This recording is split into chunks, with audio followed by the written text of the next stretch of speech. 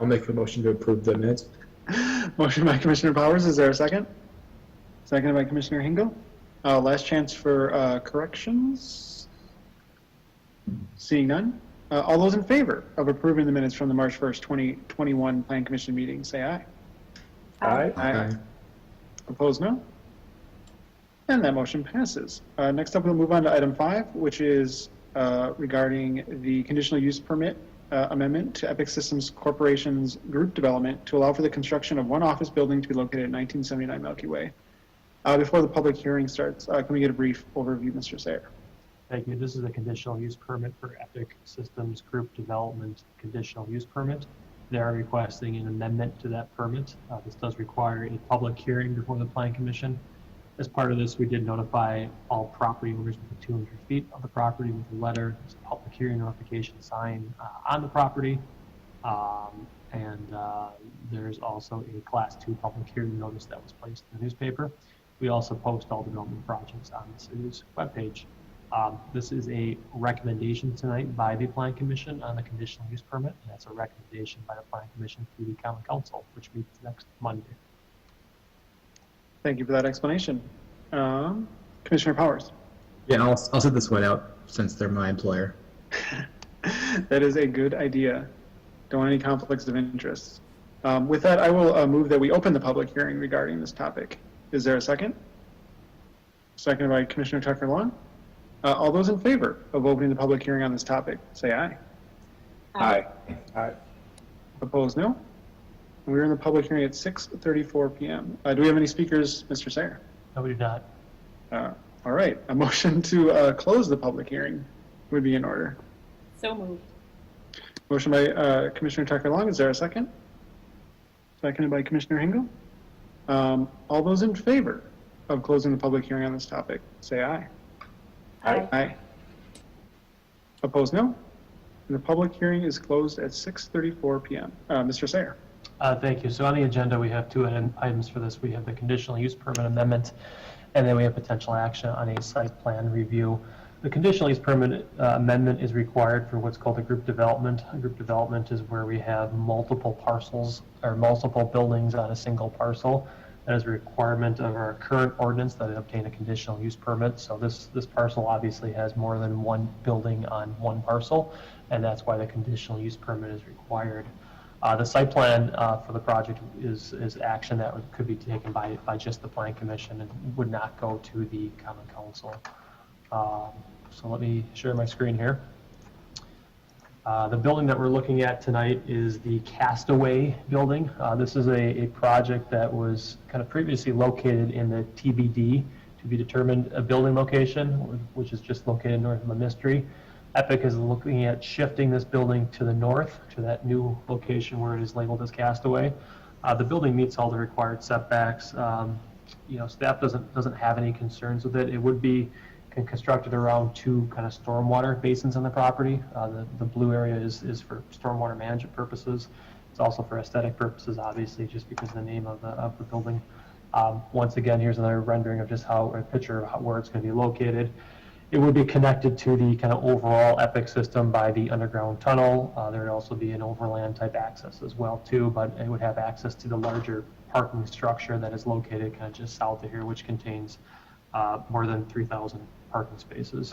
The building itself is the same kind of design, similar renderings that we saw last time this project was before the Plan Commission.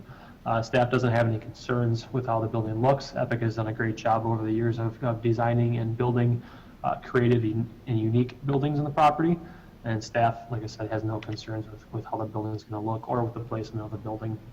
We did go through the general and specific findings of facts like we do for all conditional use permits. We believe that this request tonight does meet the requirements to grant a conditional use permit. So with that, staff does recommend the Planning Commission recommend to the Common Council to approve an amendment to Epic's Group Development Conditional Use Permit to allow for the construction of one office building at 1979 Milky Way. And second, staff recommends the Planning Commission approve the site plan for one office building on Campus 5 be located at 1979 Milky Way. The applicants are here tonight and they'd be happy to answer any questions for the Planning Commission. Thank you for that explanation. I will ask a quick question first while other people are thinking of questions or comments. What is the fire retardant material that's being sprayed on the building? I don't know. I could probably promote either Jim or Todd into the meeting, so I'll see if either one of them would like to raise their hand and answer that question. Looks like Todd will answer that question. Sounds good.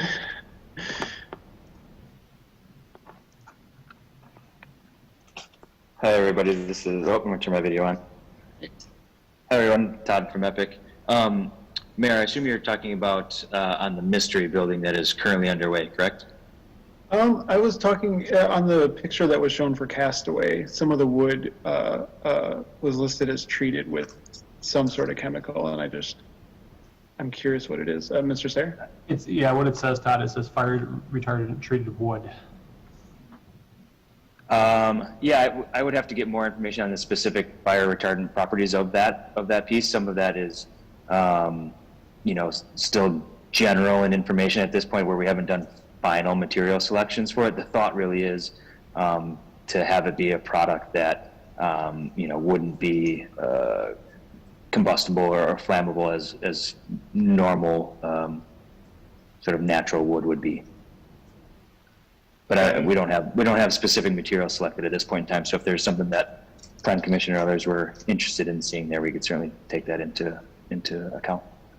Yeah, I guess my concern would be just that it's something that's, if it was something that was toxic and that's going to eventually break down and run off into the stormwater ponds around the building, I would regard that as not good. So if it could be something that's environmentally and human friendly, I think that would be good.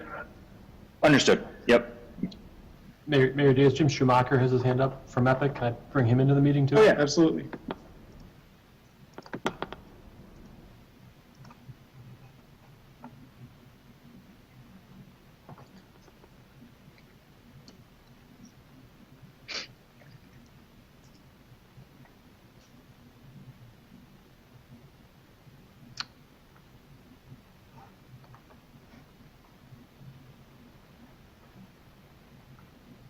Todd, does Jim want to speak or no?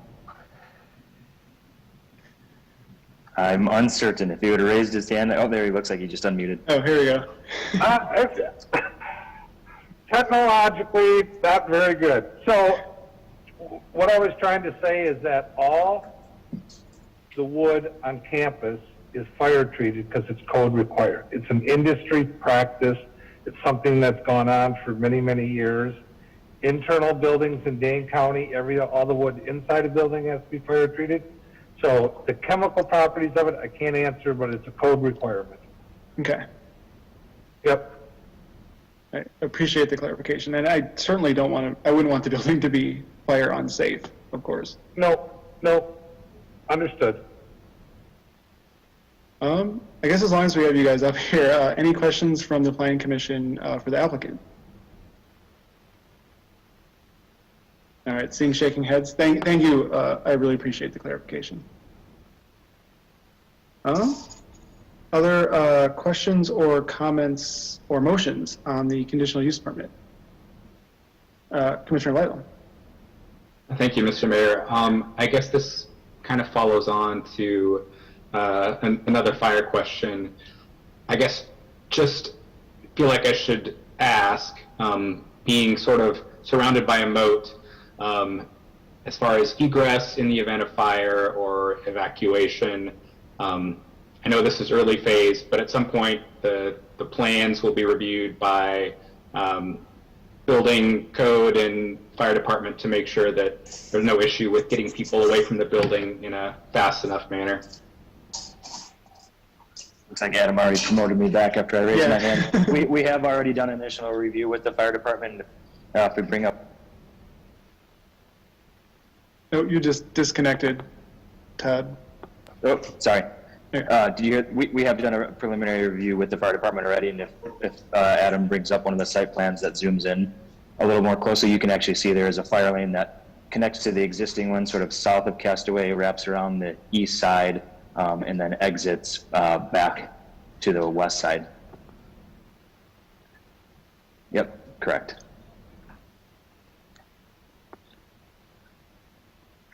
That's helpful, and I guess just to clarify, Adam or Catherine, from a city process standpoint, just the review, obviously we need fire vehicles to have access, but also, evacuation times and routes and that kind of stuff has gone through the city review as well, or will. Correct. I mean, from a police department standpoint and public safety standpoint, Epic and the police department meet, and discuss things on a regular basis. So yeah, it's going to go through the normal process that's required by the code, but then no different than any project that comes forward, there's an internal review done by staff that for any project, and the police initially haven't kind of raised any concerns about that, and obviously fire has been meeting with Epic, so no, there aren't any concerns right now on that. Great. Just wanted to ask the question. I will add, before I step down again, there is a sort of secondary path on the west side of the building as well that is generally meant for us from sort of a maintenance vehicle perspective. So there would be sort of two ways off the island, so to speak. One that is specifically rated and planned for fire truck, and the other could be for any other means of the exit for something that may be happening. All right. Any other questions, comments, or motions on the conditional use permit? Commissioner Hingle. I just have a question, process question. There's two recommendations here.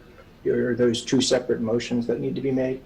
Yeah, the conditional use permit goes on to the council, and then the site plan is just at the plan commissions. And so since they end up in a different spot. Okay. So I would make a motion that we recommend that the Common Council approve an amendment to EPIC's Group Development Conditional Use Permit to allow for the construction of one office building located at 1979 Milky Way. Motion by Commissioner Hingle. Is there a second? Seconded by Commissioner Tucker-Long. Motion before the body. Any questions or comments on the motion? Seeing no further discussion, all those in favor of granting the conditional use, or recommending that the council grant the conditional use permit amendment to Epic Systems Corporation Group Development to allow for the construction of one office building to be located at 1979 Milky Way, say aye. Aye. Aye. Opposed, no? And that motion passes. And let the record show that Commissioner Powers abstained from the vote. Next, we are on to 5B, which is about the site plan review. Questions, comments, or motions on the site plan review?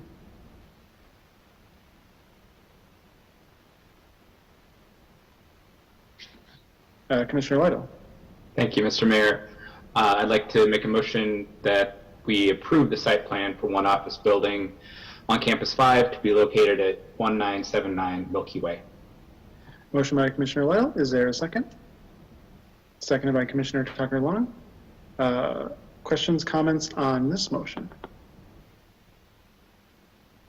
Seeing no further discussion, all those in favor of approving the site plan for Epic Systems Corporation to allow for the construction of one office building to be located at 1979 Milky Way, say aye. Aye. Aye.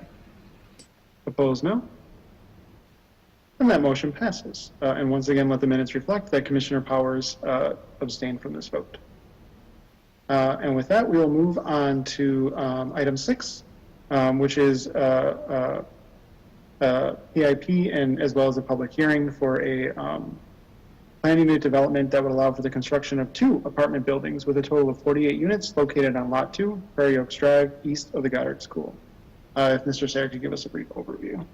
Thank you. This is for a precise implementation plan. This is the last step in the process for the proposed project on Lot 2 located on Prairie Oaks Drive. This does require a public hearing before the Plan Commission. As with the last project, we did post public hearing notification sign on the property. We also notified all property owners within 200 feet and published the Class 2 notice in the front of press. And we also obviously posted the project on the city's website. This is a recommendation tonight.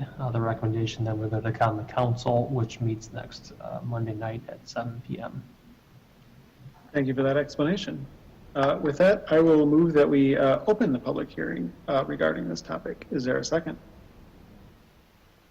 Seconded by Commissioner Powers. All those in favor of opening the public hearing on this topic, say aye. Aye. Aye. Aye. Opposed, no? And we are in the public hearing at 6:47 p.m. Are there any speakers, Mr. Sayer? No. All right. All right. A motion to close the public hearing would be in order. Motion by Commissioner Hingle to close the public hearing. Is there a second? One second. Seconded by Commissioner Hankard. All those in favor of closing the public hearing on this topic, say aye. Aye. Aye. Opposed, no? And the public hearing is closed at 6:48 p.m. Ms. Holt. Thank you. So the project we've seen before, so it's still located in the yellow line on the slide. This project was previously reviewed as a planned unit development. The concept plan was reviewed in January, and the general development plan was reviewed last month. Exemptions to the zoning ordinance were approved last month for this project, which included a reduction in the street setback, side yard setback, building height was established. Parking was granted for a minimum of 1 underground parking space per unit, and the density was set to 24 units per acre. As Mr. Sayer said, this is the last step in the PUD review process, which focuses on lighting, building design, and landscaping.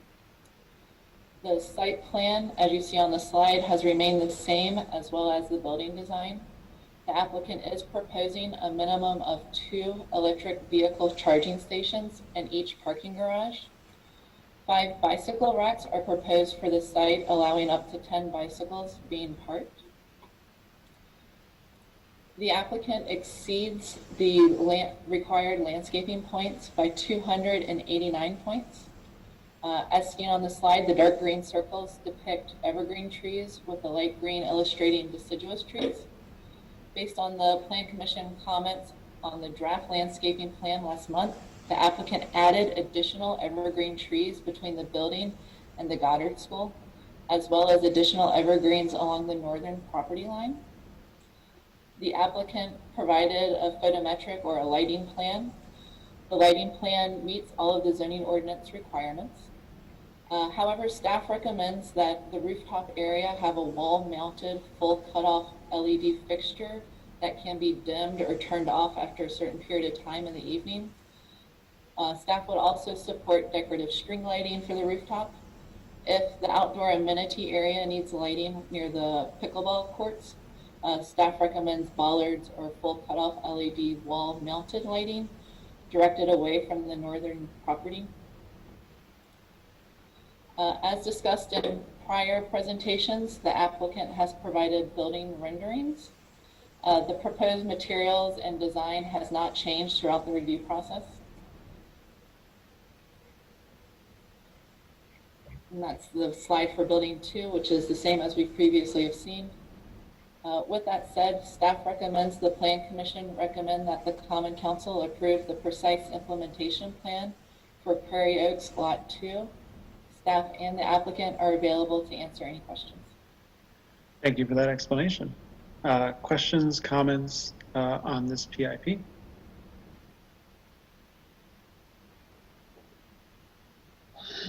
Commissioner Lytle. Thank you. I said something similar at our initial review, and just wanted to repeat that I think the scale of multifamily is a great addition to the city, particularly given some of the challenges of building on this particular lot. So I appreciate that the applicant did a good job of working with what they were given in terms of a building site, and found a way to put in a nice sized couple of buildings without overwhelming the area, and take in the topography that's there to actually minimize impacts. So happy to support this through this last stage. Other questions or comments from the Plan Commission?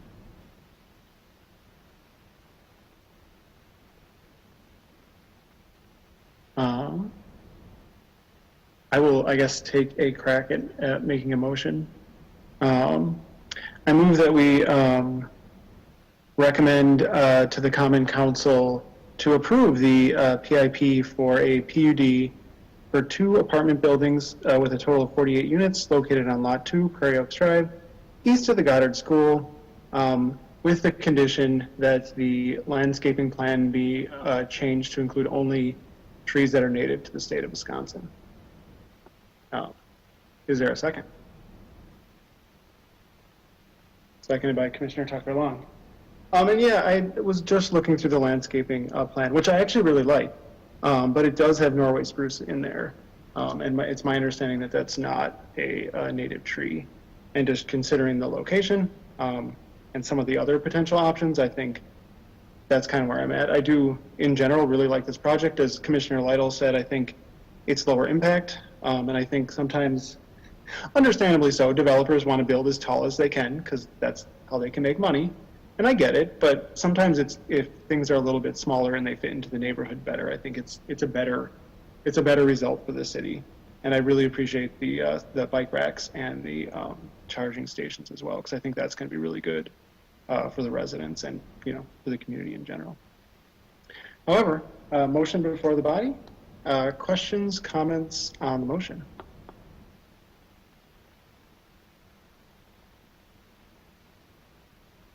Commissioner Lytle. I know Ms. Holt mentioned a couple of recommendations from staff. Just asking if staff is comfortable that they'll incorporate those recommendations without the need for that being a condition of approval. Mr. Sayer? Yeah, I'm not concerned. We still have the ordinance kind of to back that up if there's an issue with it, but we don't have any concerns. Great. Other questions or comments on the motion? Seeing no further discussion, all those in favor of recommending to the Verona Common Council to approve the PIP for the PUD for 2 apartment buildings with a total of 48 units located on Lot 2, Prairie Oaks Drive, signify by saying aye. Aye. Aye. Opposed, no? And that motion passes. Next, we'll move on to item 7, which is our... Luke, Catherine, do you need some clarification? Oh, my apologies. I might have missed it, but who seconded the motion? I know you made the motion. Thank you. Beth Tucker-Long. Got it. Yes. Okay. I want to make sure the minutes are in order. With that, we'll move on to item 7, which is regarding the comprehensive amendment to the Verona Zoning Code, Title 13 of the Code of Ordinances, and map amendments to the official zoning map for properties in the city of Verona. Before we get into the public hearing, if Mr. Sayer could give us a brief overview. Sure, this is the public hearing for the zoning ordinance rewrite project and then associated map amendments that would go along with that project. This requires a public hearing before the Planning Commission, and the Planning Commission then makes a recommendation to the Common Council. I'll have some additional comments and details once we get out of the public hearing.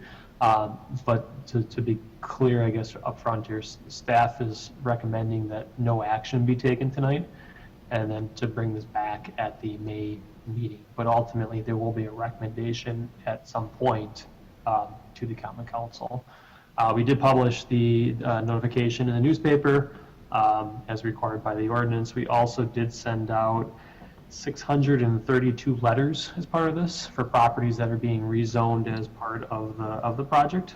We also sent out a pretty wide email blast to developers that have been kind of working in the city in the past, just trying to solicit feedback from people. So, the email to the developers was not required. Obviously, the letters to the neighbors were required, and it was a significant mailing on our part. But we've notified everything that is required by the ordinance. Excellent. With that, I will move we open the public hearing on this topic. Is there a second? Seconded by Commissioner Tucker Long. All those in favor of opening the public hearing on this topic, say aye.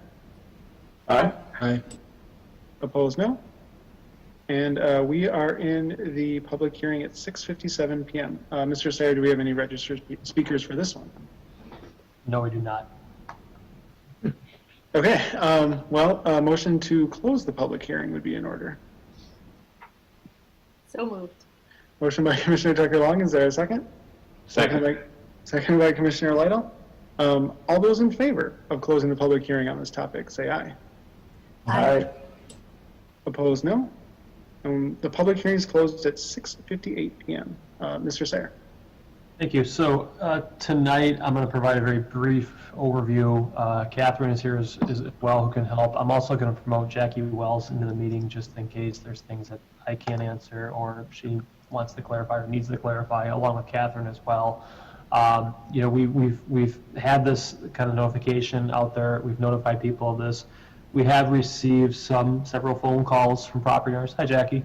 We have received several phone calls from property owners asking questions. A lot of that's been associated with properties that are currently zoned planned unit development, and we're attempting to zone those actually into a zoning classification. So there's been some education as part of this as well, just explaining to people kind of what we're doing as part of this process. As I said previously, the intent tonight or the recommendation from staff is to have the Plan Commission just take no action on this. We'd recommend bringing this back at the May Plan Commission meeting with potential action at that meeting. That will give people additional time if they do have comments to provide those comments to us. My experience over the years is, for whatever reason, people are notorious for the 11th hour providing us comments. So I think the more time that we give on this, the better, especially with a spring break kind of being in here for some people as well. Our recommendation would be to kind of sit back and see what other comments we get. Now, we have had some comments that I'll just kind of briefly go through tonight. From a staff standpoint, we'd like to make these changes, the ones I'll be discussing in a second. But just if the Planning Commission has any concerns with that, just let us know tonight. We can talk about it, but I'll kind of go through the list of kind of comments that we've received in this staff that we're comfortable making. And then, like I said, as we go through this, if you have any questions or comments, I guess just kind of let me know. The first one kind of relates to composting operations. We'd like to kind of just make a slight modification to allow a composting operation as a conditional use permit in the agricultural zone. We think that's an appropriate kind of request in those ag zones. So we think that's a reasonable kind of accommodation of looking at that. Looking at company-provided on-site recreation to be permitted once again in that ag zone, just having some additional uses there from a if there was a company in town who had land adjacent to them that was zoned ag, it would make sense that they could use that land for potentially on-site recreation uses. Looking at kind of a compost bin standpoint, explicitly permitting those in the SI, UI, and PI zoning districts, but then making those potentially conditional uses in the SC, CC, NO, and SO districts, that they had to be fully enclosed with the lid, but just trying to kind of put some better standards and explicitly call that out. The reason for the conditional use in those kind of commercial districts is just more of the concern that those areas potentially are adjacent to residential areas, and that's not a use that you typically see there. But we're open to, I guess, the consideration if the Plan Commission has any feedback on that. Once looking at outdoor storage, just permanent outdoor storage, potentially allowing that as a conditional use permit once again in those agricultural zoning districts. You typically see that sometimes with old farms. It's not uncommon if they have a barn or even outdoor areas to potentially allow that. Also allowing farm equipment to be permitted use or by right in that district as well. It makes sense. It's an ag zoning classification. Urban gardens, just permitting those in all zoning districts and making them allowable explicitly everywhere in the city. And then permitting farmers markets as a permitted use in the SI and UI districts as well, just having some additional options, especially when you start talking about some of these, some of the businesses that we have in town. It makes sense. There's additional options, especially if they have a large number of employees, or they can be kind of a gathering space for people. some of the mapping modifications based upon emails that requests that we've received. 127 North Main Street, the current owner is requesting to, we have proposed rezoning that to central commercial. He is requesting to keep that or have that zone neighborhood residential. There's an existing single family home on the property. He'd like to keep that in place and then have that explicitly called out as neighborhood residential. Staff doesn't have any concerns with that request. Second change is at 420 Church Avenue. We'd like to change that from PUD to PI with a PUD overlay, so that would just basically have it as a public institutional use with a planned unit development overlay. It's an existing parking lot in that location. I believe that might be part of the redevelopment project of the former Sugar Creek New Century property, but Catherine can correct me if that statement's incorrect. So that's the brief kind of overview of some of the high-level changes and comments that we have received on it.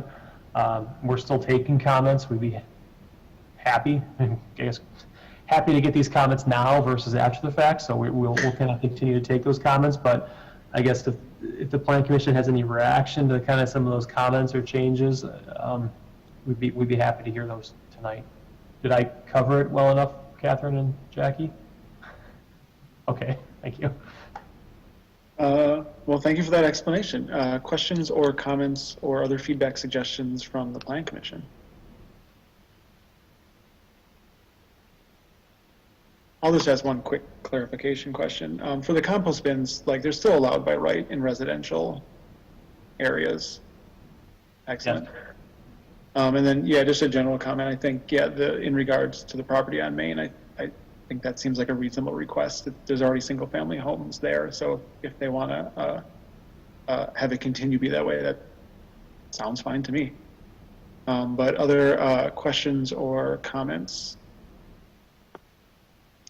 Commissioner Lytle. This may be because of the coverage it got in the Verona Press, but would you all mind, Adam or Jackie, maybe Catherine, to sort of talk about the motivation behind the accessory dwelling unit, accessory building, the benefits that we saw by adding that to the code, and maybe to the extent we can kind of play devil's advocate for what would be some downsides to allowing that. I think it was worth at least a brief discussion. Mr. Sayer, do you want to take a crack at that one? Sure, I can start, and maybe Jackie, if you want to kind of follow up with me and kind of just hit any points I miss on regarding the pros and cons of it. So I mean, that was a kind of an item that staff had requested that as part of this we take a look at and potentially take a look at moving forward with. The reality, I think, for the city obviously is looking at just from a affordability standpoint it's expensive to live in this area, whether it's to purchase a home or whether it is to rent. Looking at those accessory dwelling units, the ADUs, is an option that potentially opens up additional housing options where you can potentially generate a small revenue potentially for the person on the property, or in some cases, especially as parents and relatives get older, it might be able to generate the ability to have, it's also called a mother-in-law suite, where potentially a family member could move in there if they're having health issues or whatnot as well too. So our thought process was to increase the flexibility, to kind of look at options here to kind of combat some of the affordability issues in the city, and then also kind of just once again maybe generate some additional revenue for property owners. The pros of it is that hopefully it opens up additional housing opportunities. From a strictly renter standpoint, I believe the ordinance says it has to be owner occupied if you're going to rent that out. You do get potential sometimes better management of those, just because you have the person living on the property versus you don't have an absentee landlord. So, if I had one on my property, you're going to see that tenant every day, knowing what that tenant's doing. So if the tenant is having parties or if there's issues or challenges there for whatever reason that could be created, you're going to know that because you're living there on that property. So there is additional oversight with that as well. Jackie, you want to start? Maybe Sure. fill some gaps there. And I apologize for not being familiar with the article, but it sounds like it was maybe questioning the appropriateness of accessory dwelling units in Verona. We're seeing accessory dwelling units be introduced into communities like Verona throughout the nation as a way, like Adam said, to address affordability, as well as to address multi-generational housing that's becoming a greater need, to allow for mother-in-laws, grandparents, et cetera, to live within the home of their children, their grandchildren, et cetera. So either whether it's within the home in terms of an internal accessory dwelling unit or an attached accessory dwelling unit, or external from the home, a detached accessory dwelling unit that might be above or instead of a detached garage. We have standards in place that would ensure that the accessory dwelling units aren't going to really alter the character of the neighborhood, the character of the community as you see it from the street. So as you're walking down the sidewalk, there shouldn't be any telltale signs that there is another dwelling unit on that lot. So you'll see maybe the accessory dwelling unit is in place of the garage, but it would look like a garage would. So there wouldn't be, strong signs that is something other than what would typically be found in a single family detached residential neighborhood. There are some additional restricting or limiting factors within those standards to ensure that the accessory dwelling units don't become a nuisance to the neighbors. So for example, off-street parking requirements. So they're, the vehicles associated with the accessory dwelling unit would have to be parked off of the street to ensure that they don't start overrunning or overtaking the on-street parking that's available in a neighborhood. Any questions or any other information I could provide? Commissioner Lytle? That was very helpful. I think, a lot of, there have been situations I've been made aware of over the years about, either an accessory dwelling unit or an accessory building to allow someone to operate a home business, those kind of things, that has created disagreements between neighbors. And in many cases, the pre-existing statutes limited that from happening, as well as, a lot of subdivision covenants required some level of approval for that.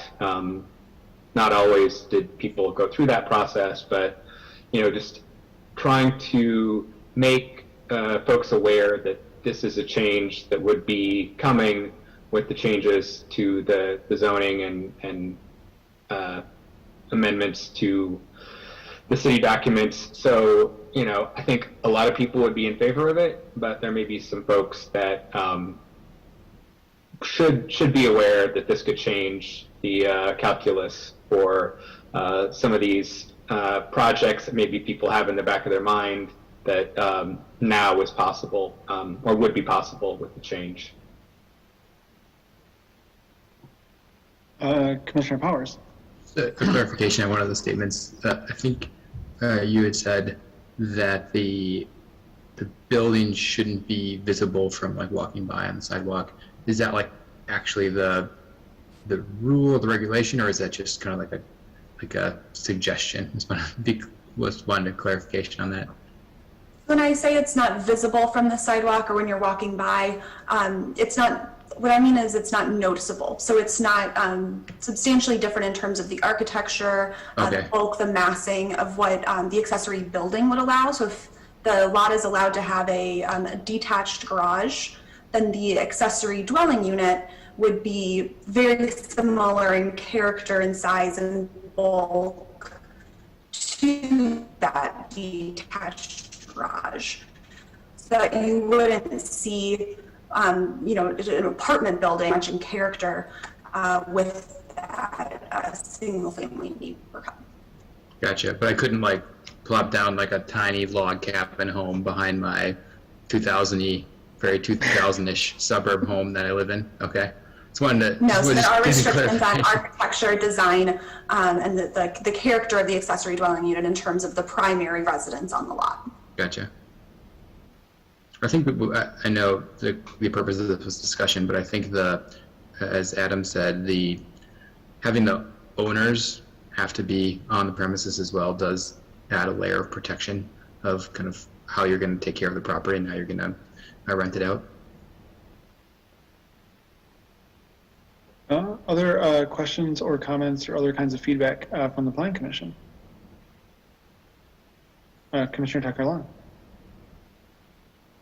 Are we asking questions only on this topic or any of the items that are in the packet? Okay. Any of the items. I just wasn't clear and I wanted to make sure I'm not changing topics too early.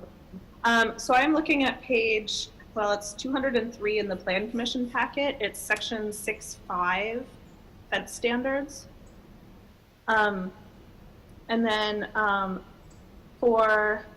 in subsection C, subsection 2, under prohibited materials, it says, with the approval of the zoning administrator, based on case-specific conditions, barbed wire may be used at the tops of fences and chain link. I think we might need a comma after fences there to show that it's not fences and chain link, it's fences. And then it's a second section for chain link, woven wire, and wire mesh may be used in industrial zones. Just because that was confusing when I read it at first as to what they're talking about. And then I also am wondering why we are prohibiting chain link fences for non-industrial zones.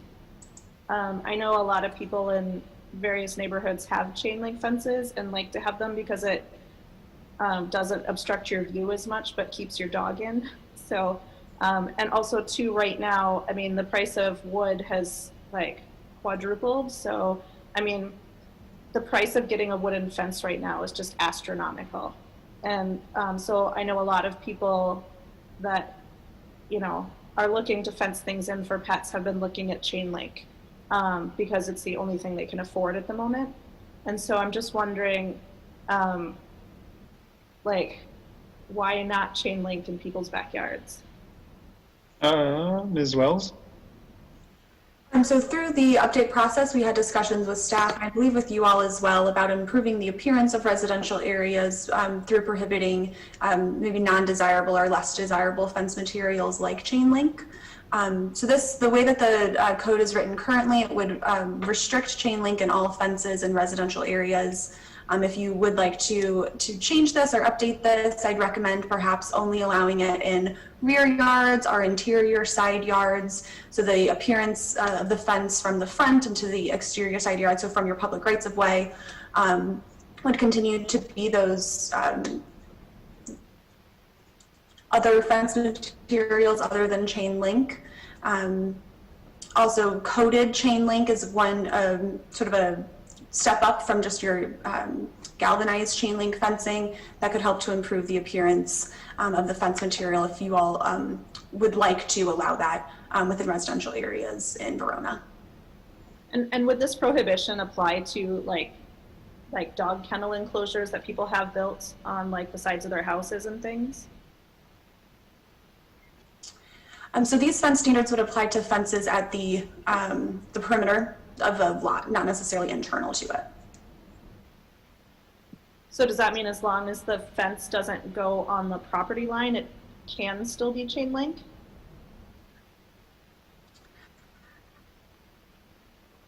Would have to take another look at the location requirements, but I believe as it is written, the location of the fence it says it's closer than 2 feet from the lot or corner lot line.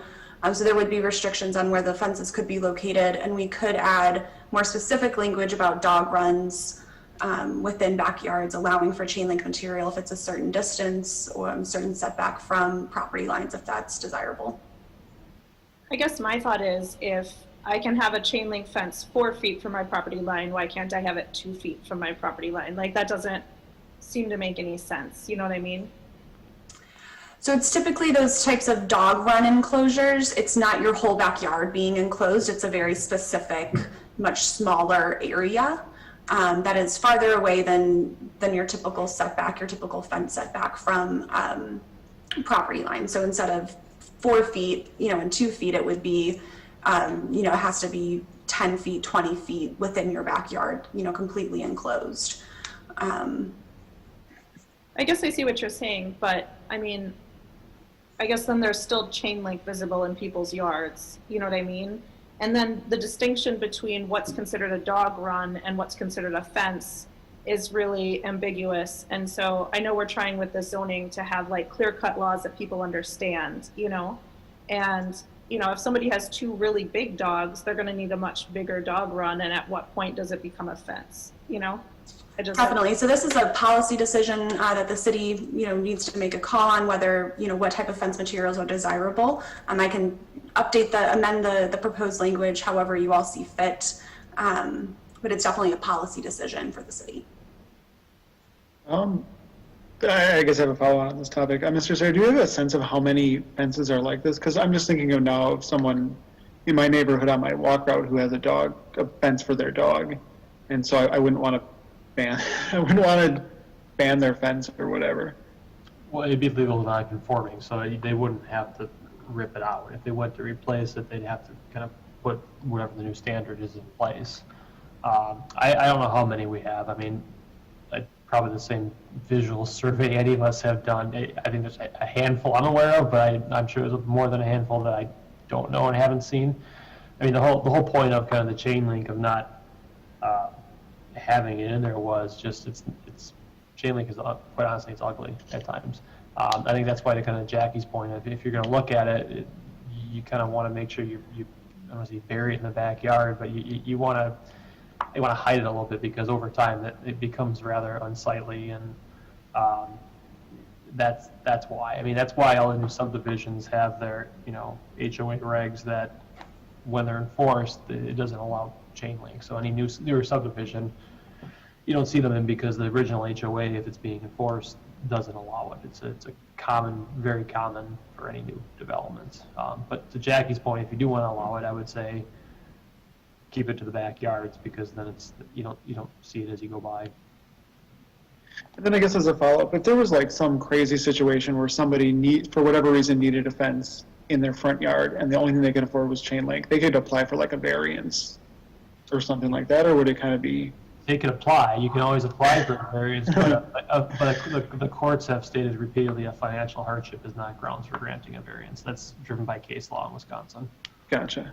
And there are other approved materials that are not just wood, so PVC, vinyl, wrought iron, aluminum, those kind of other fence materials that would be less expensive, maybe on par or just a little bit more expensive than chain link, are approved materials, are allowed materials. So it's not just wood fences that are allowed. It's not as restrictive as that.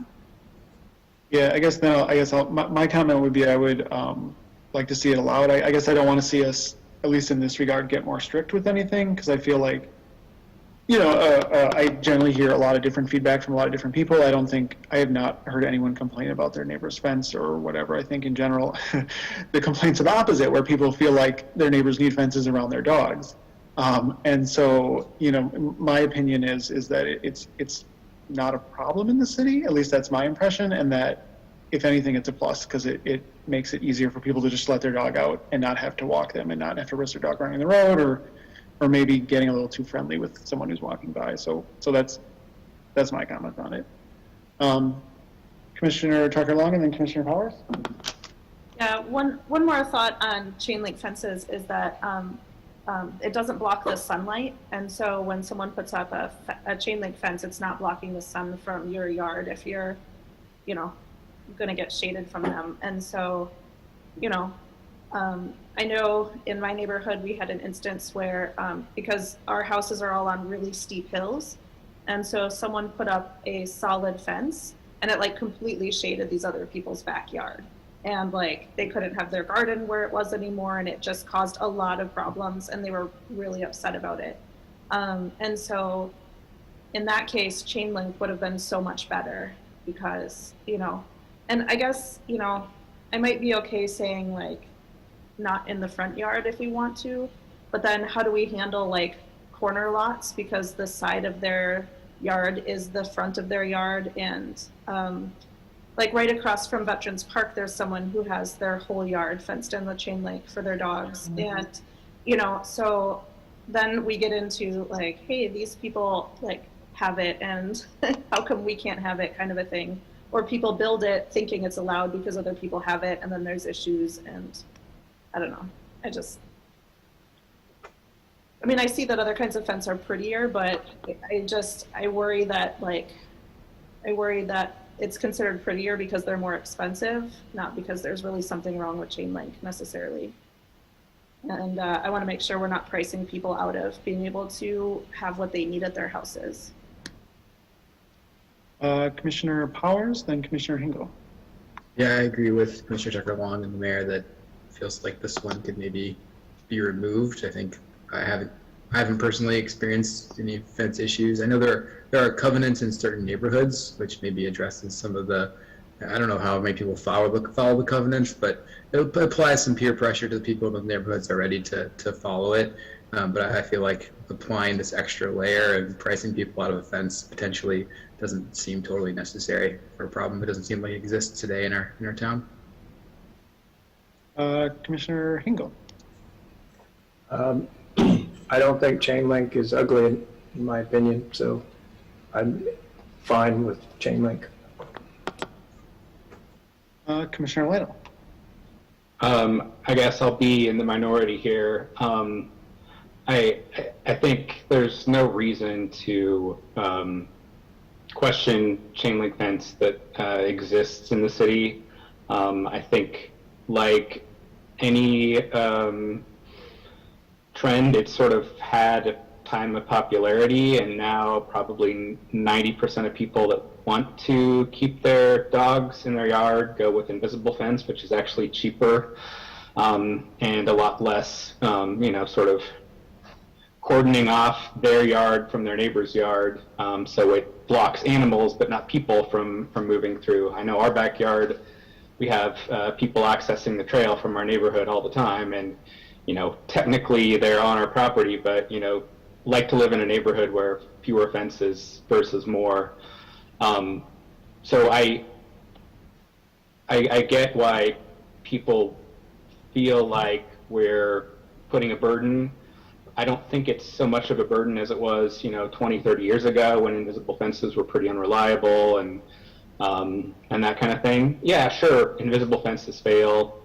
The dog's not wearing its collar or whatever, but also fences fail when people don't close their gates or they allow the... So, if the rest of the Plan Commission believes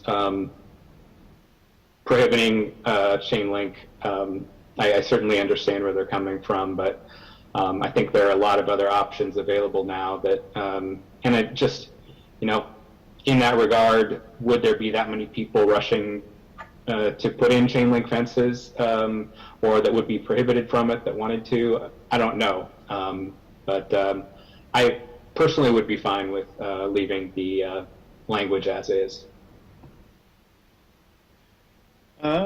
Other questions or comments on this topic or other topics in the proposal? Commissioner Tucker Long. One last comment for me, just to respond to a couple of things that Commissioner Lytle just said. Yeah, invisible fencing is an option, but it doesn't work for all kinds of pets, and especially since we now allow chickens in, it's good to have a fence for chickens, and chickens are it's not gonna work with invisible fencing and chickens. So I think there are, other pets besides dogs to consider as well, and so invisible fencing is a good solution for some people, but definitely not all people. And as far as numbers of people, I know of three different households in Verona that are getting quotes for chain link fencing right now because of the price of wood fencing. And I feel like I don't know that many people in Verona.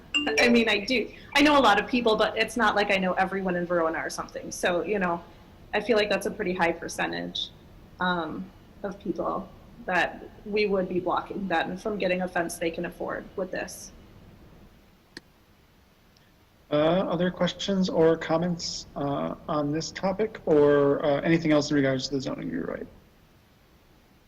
Mr. Sayer. So the general direction I heard was kind of go back to the similar language that we have today, which allows the chain link. I guess that's what I'm hearing. I guess that's what we'll plan on doing. That works for most people. Okay, thank you. Other comments or questions on the zoning rewrite?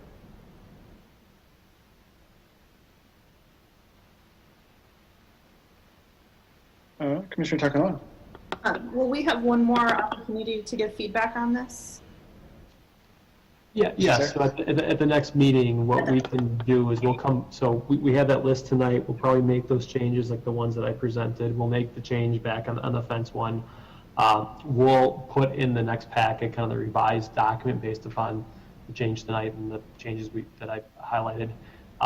And then obviously before there's a vote on it, you have the potential to amend it. So if something comes up in between, ideally if you could just email staff and we'll kind of get that on our list, just so we can hopefully avoid 30, 40, 50 amendments that night of the meeting. And I don't think that's going to happen. But I mean, if you have comments, just pass them along as they come along. But yeah, you'll have a chance at that May meeting.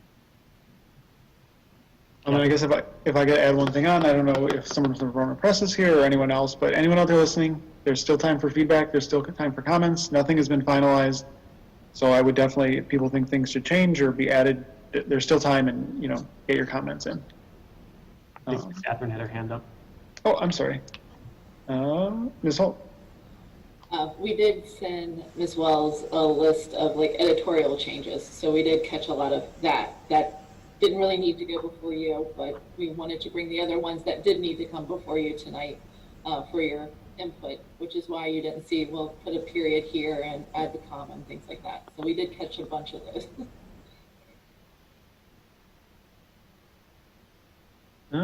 Any further discussion?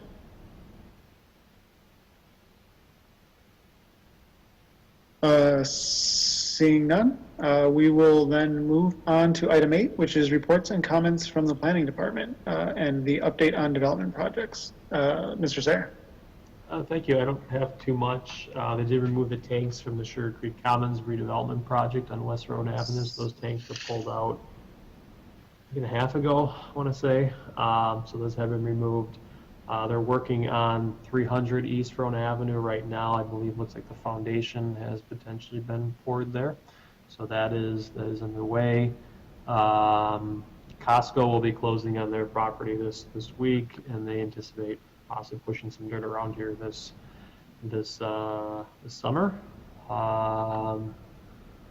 And we've got a lot of permits being issued right now at the Woods at Cathedral Point, and then also up at Kettle Creek North for single-family homes. So our next Plan Commission meeting will go back to our normal day, so that will be on May 3rd, and that will be a full agenda. But I'd be happy to answer any questions. Commissioner Powers. I missed the first thing you said, Adam. I think it was about the Sugar Creek Commons, but I wasn't totally sure. I'm sorry. They pulled the tanks out of the ground. Okay. The old gas tanks. So those were pulled out of the ground. That's why you see some dirt kind of being disturbed out there. But we've issued all our building permits on that, and we kind of anticipate some additional activity to occur out there here in the near future. I thought that's what you said. I remember we had set that date of the 1st of April, and when I drove by, there were things that looked like they had done something. So I was like, they at least had done something. So that was good. So I'm glad to hear it was the tanks, because it seemed like that was a pretty big challenge. Other questions for Mr. Sayer?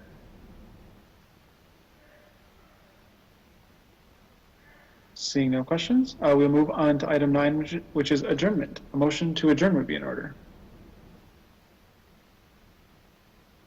So moved. Motion by Commissioner Tucker Long. Is there a second?